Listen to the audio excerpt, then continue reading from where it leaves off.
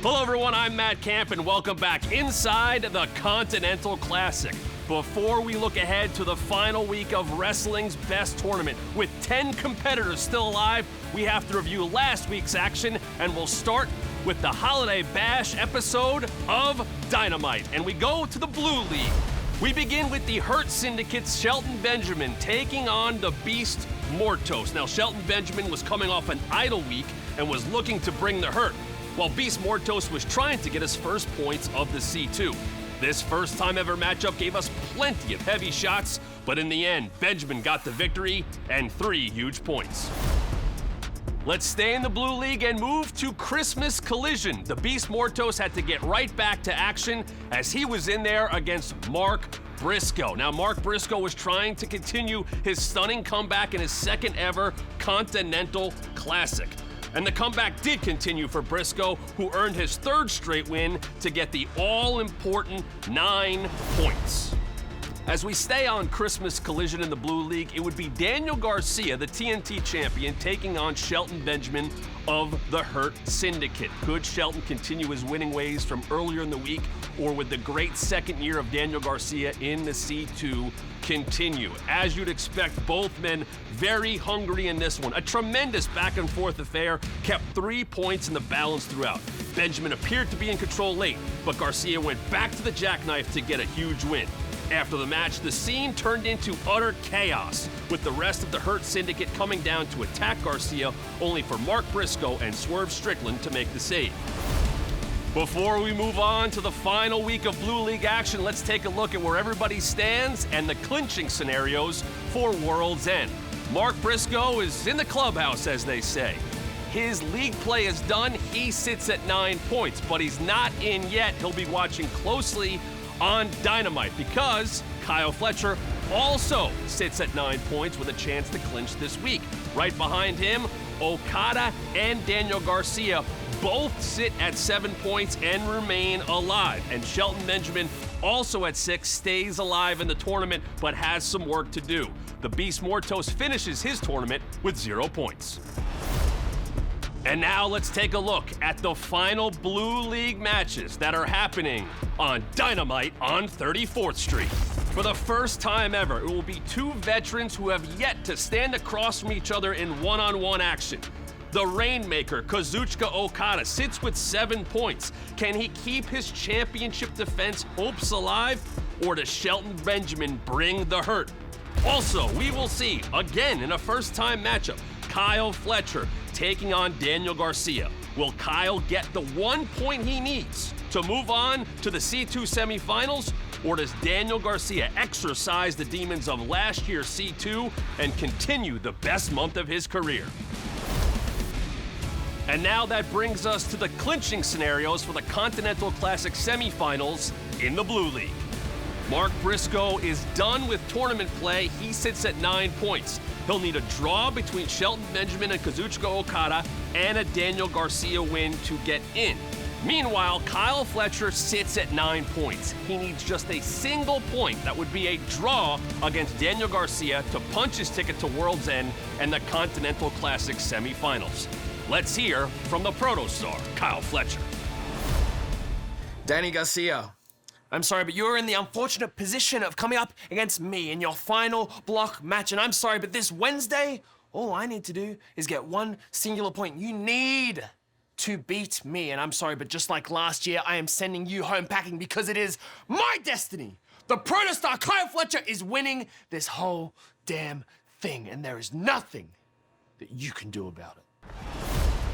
At this point last year, Daniel Garcia was looking for 3 points for pride, but this year he sits at 7, and a victory over Kyle Fletcher would send the TNT champion to the C2 semifinals. Here's Daniel Garcia. I know how it feels to get eliminated from the Continental Classic. I've been here before. It was one of the most heartbreaking things I've ever went through in my career, and I've been through a lot of heartbreaking things in my career, and that's definitely up there. So going against Kyle Fletcher, he's the big dog in the league right now. He's got all the points. He's the favorite. He's been the favorite for the entire time, and he hasn't taken his foot off the gas pedal once. Wednesday night, loss, definitely not going to get it done, obviously. A tie, not going to get the job done. I gotta win.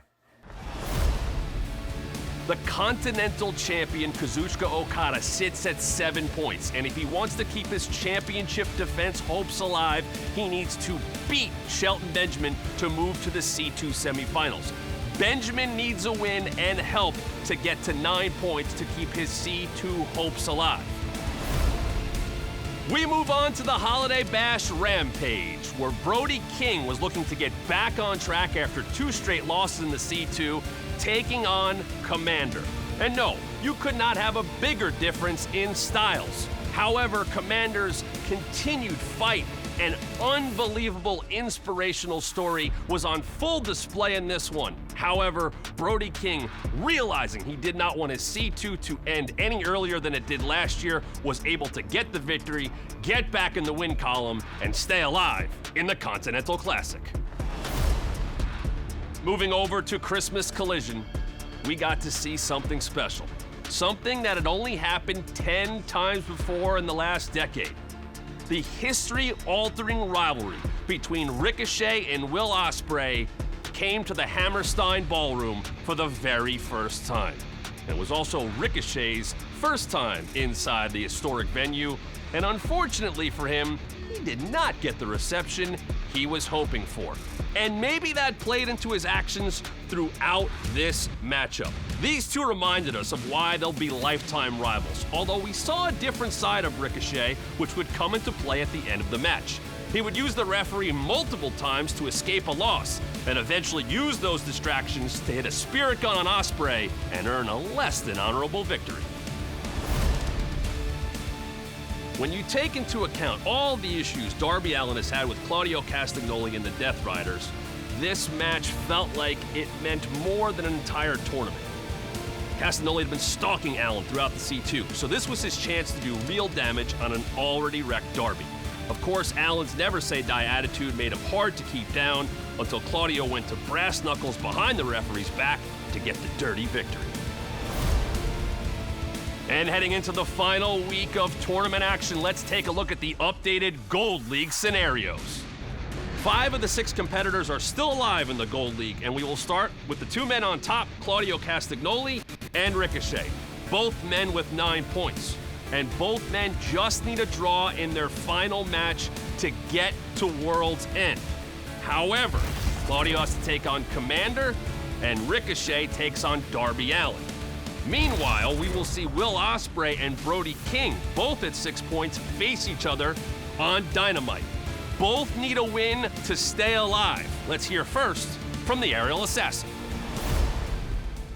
They say with tournaments like this, it's a marathon, not a sprint. And I feel like I've been sprinting the whole entire bloody way.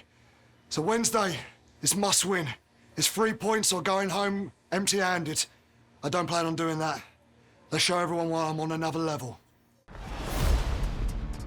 And coming off his victory against Commander, let's hear from Brody King before he takes on Ospreay on Dynamite.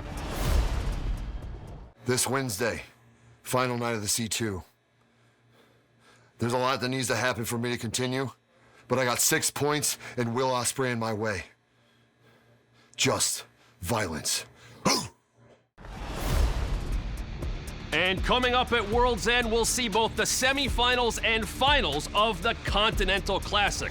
Plus, we will see the AEW Women's Championship on the line when Mariah May defends against Thunder Rosa in a Tijuana street fight.